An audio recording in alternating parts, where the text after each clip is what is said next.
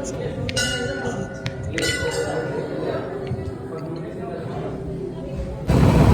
Hello guys, তো তোমরা সবাই কেমন আছো? চলে এলাম আরো একটা ভিডিও নিয়ে।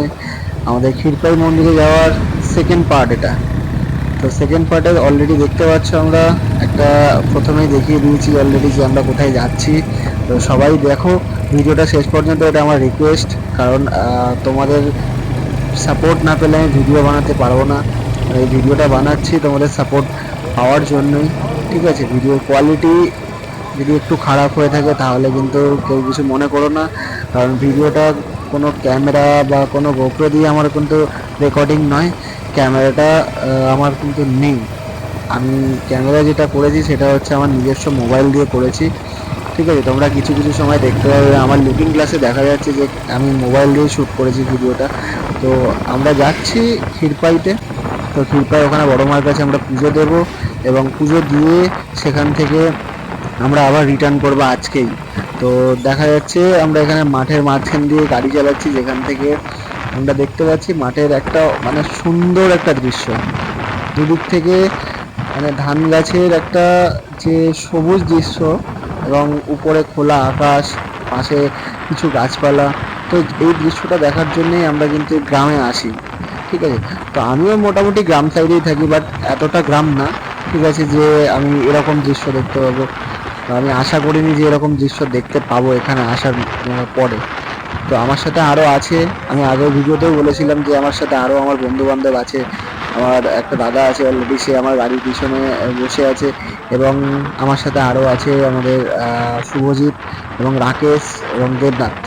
আমরা টোটাল 5 জন পুজো দিতে যাচ্ছি।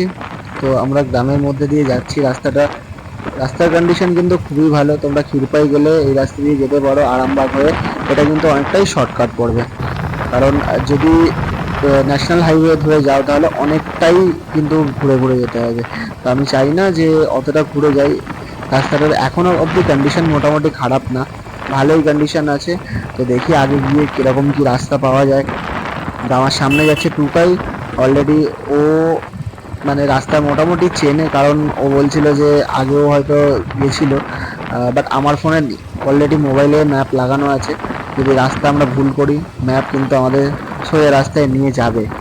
তো দেখা যাচ্ছে টুকাই কিন্তু মানে শুভজিৎ, ওর ডাকনাম টুকাই, আমরা টুকাই বলেই ওকে জানি। দেখায় ও রাইডিং জ্যাকেট পরে আছে, এবং ও হাত দিয়ে দেখিয়েও দিল যে এবার কিন্তু বাঁদিকে টার্ন নিতে হবে।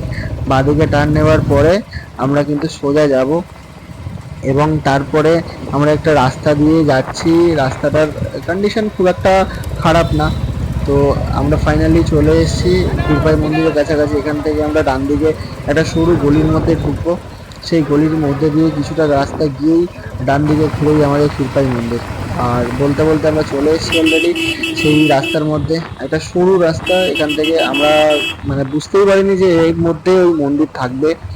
তো আমরা অলরেডি এসে গেছি প্রায়। দেখা যাক আর কতটা রাস্তা বাকি থাকে।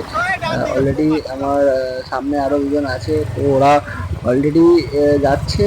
তো আমার সামনে ওরা গিয়ে সামনেই মন্দির আছে, ওরা বললো যে সামনেই মন্দির।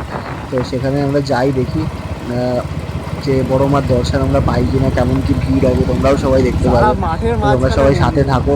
আমি বড় মার মন্দিরের সামনে যাই, ওখানে গিয়ে পুজো দেবো।